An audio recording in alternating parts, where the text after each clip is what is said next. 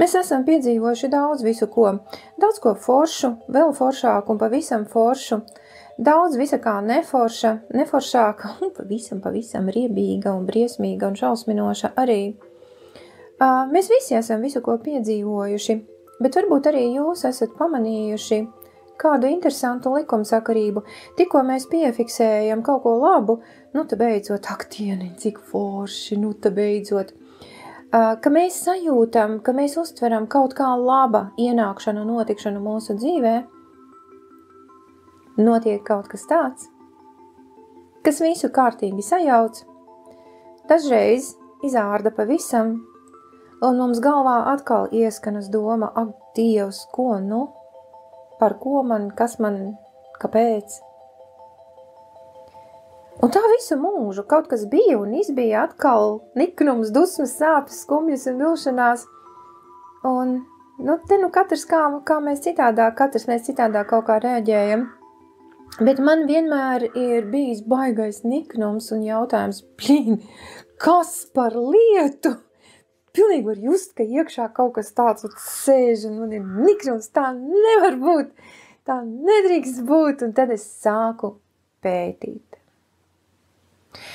Par pētīšanu, par dzīves cilvēku pašai sevis pētīšanu ir visa mana dzīves grāmata. To es nestāstīšu, to diez vai arī var izstāstīt. Es pateikšu šīs dzīves pētījumu, varbūt galīgo secinājumu. Ziniet, ko es gribu jums teikt? Tieši šo domu es tiešām gribu jums teikt. Tev, mīļo klausītāji. Mīļie, šite nav runa par labo un ļauno, tumsu un gaismu, par gudriem un muļķiem. Te ir runa par līdzsvaru. Runa nav par vienu vai otru, bet par abiem. Ja ir slikti, ja ir grūti, smagi, riebīgi, pat vardarbīgi, necilvēcīgi. Ja kaut kas tiešām labs, tiešām super-puper bija un izbija, tad ne tāpēc, ka kaut kur kaut kas slikts, kaut kāda tumsa, kaut kāda vēli, mošķi vai vēl kaut kas, bet tāpēc, ka pazuda līdzsvars starp abiem. Runa nav par vienu vai otru, par vai pret kaut ko. Runa ir par to, kā līdzsvarot tumsu ar gaismu, lai abiem vieta būtu mūsu dzīvē.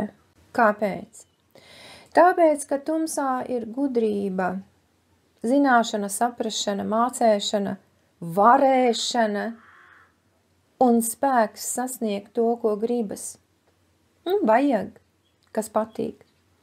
Gaismā ir mīlestība, kā nebeidzama vēlme izplesties, apskaut, ieskaut, turēt, saturēt, būt, sajust, pie tam bezgalīgi ilgi.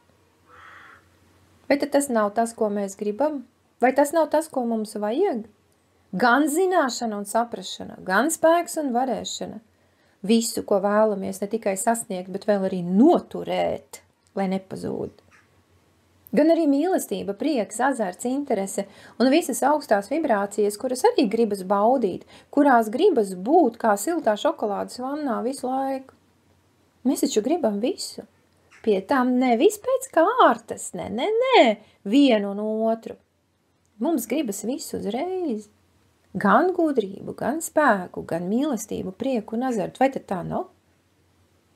Vai tiešām varētu atrasties kāds, kurš vienu grib, bet otru ne? Diez vai. Drīzāk ir daudzi tādi, kuriem viena un otra apvienojuma brīdi ir gadījies piedzīvot, bet nav izdevies to noturēt. Tāpēc ir bijusi smaga vai netik smaga zaudējuma, kritiena sajūta, no kuras nav viegli tikt ārā. Nemaz nav viegli, bet iespējams. Pie viena, turoties kā pie drošības jostas, uz otru, balstoties kā uz kādu spēka un varas instrumentu, var tikt ārā no visām bedrēm. Jo runa nav par vienu vai otru, runa ir par līdzsvaru. Tāpēc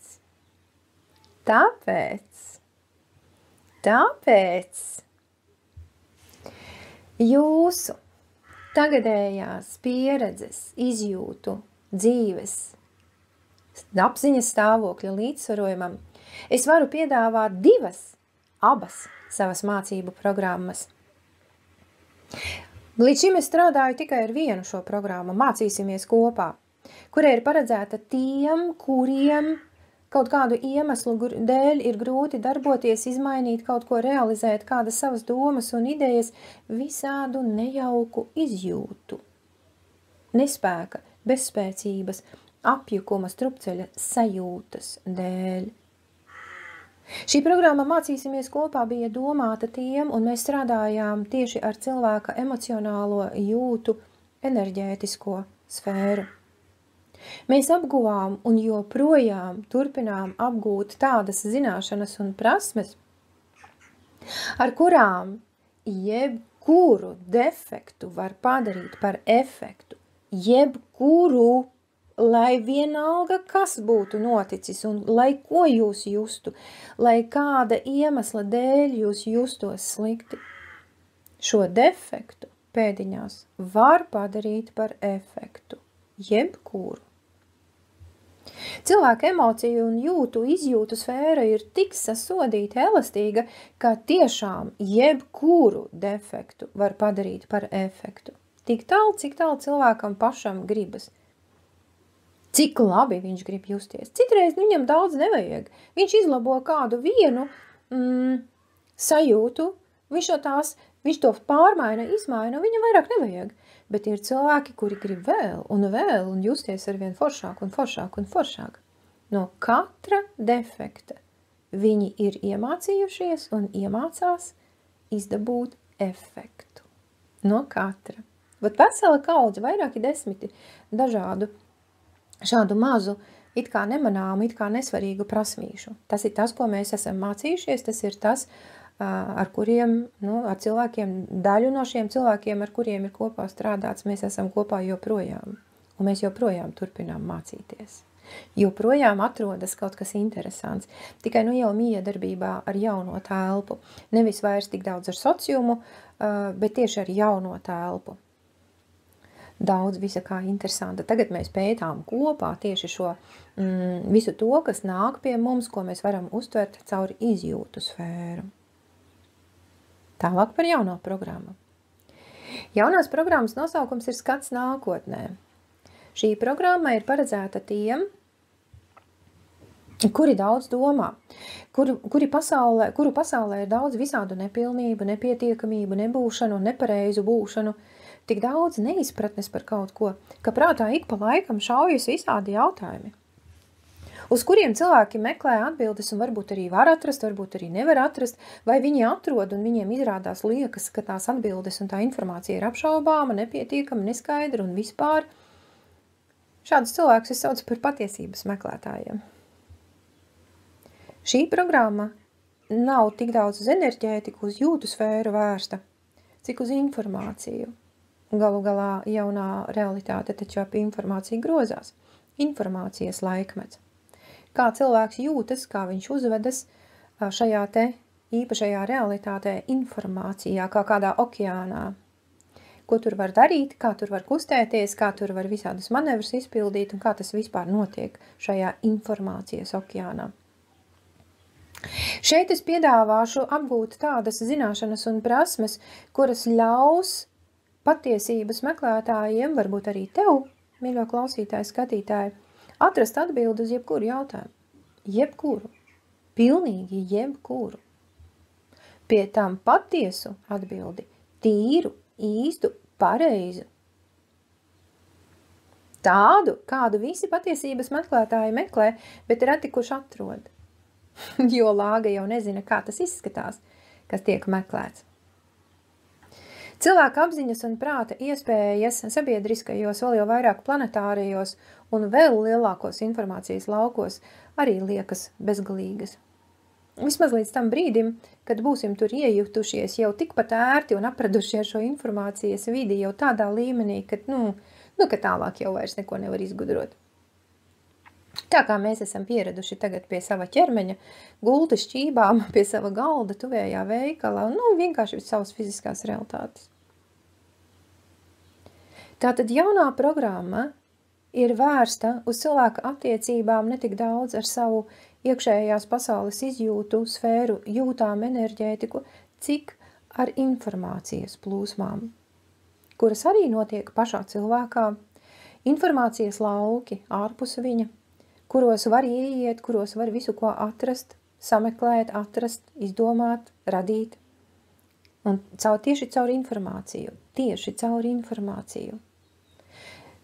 Tie būs cilvēki, šī programma būs interesanta cilvēkiem, kuri varbūt neprot domāt, vismaz ne tā, kā es to saprotu, bet kuriem ir daudz jautājumu, kuriem rodas galvā daudz bieži iešaujas prātā visādi jautājumi, kāpēc tā, par ko tas, kā tas ir iespējams, kā tā vispār var būt.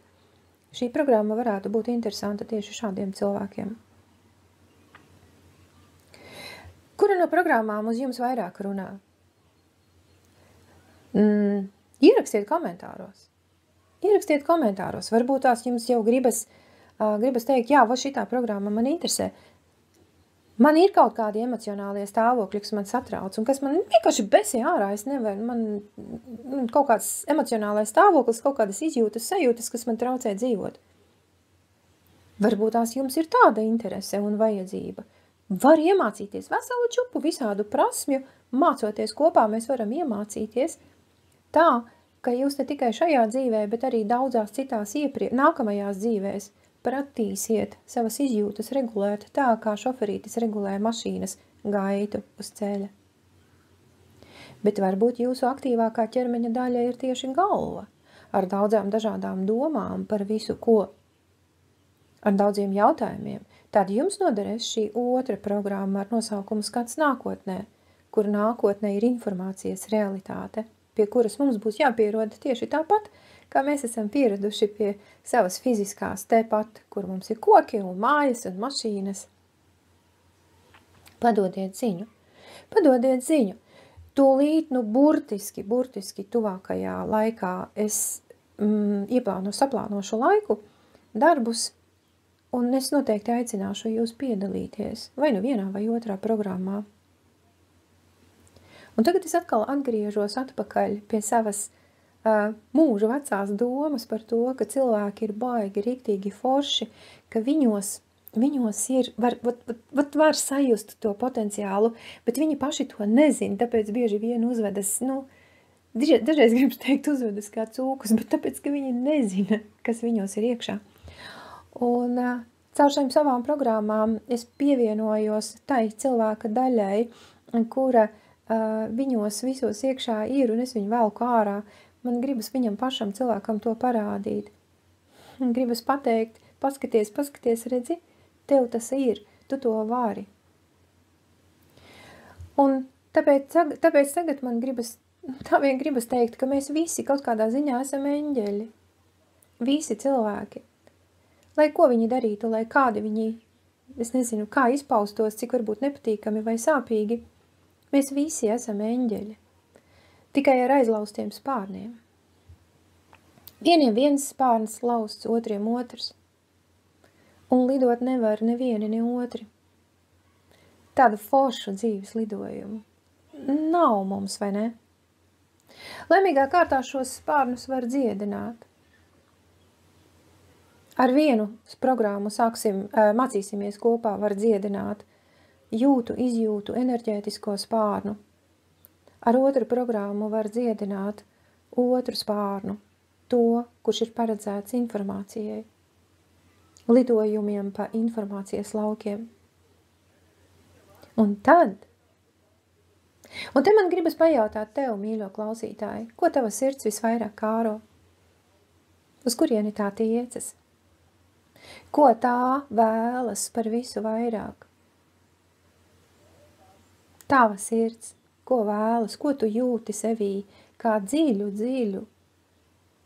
spēcīgu vēlmi. Lūk. Tad uz turieni cilvēks arī var traukties, ja un kad viņam ir abi spārni. Tāpēc viņš jūtas līdzsvarots, un viņa lidojums pa dzīvi var būt līgans, līdzsvarots. Viļņains, jā, kruzuļains, interesants. Bet līdzsvarots un līgans. bez šīm galējībām. Kad kaut kas bija super, puper, mēs centāmies noturēt un pazuda. Šis augšā lejā baigi paņem spēku, baigi daudz.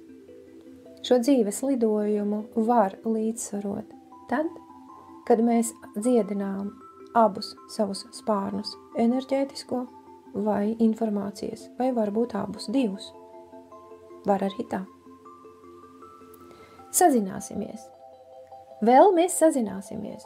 Par abām šīm jaunajām programmām, par abām programmām mācīsimies kopā un arī par skatu nākotnē. Pagaidām es atvados. Atā.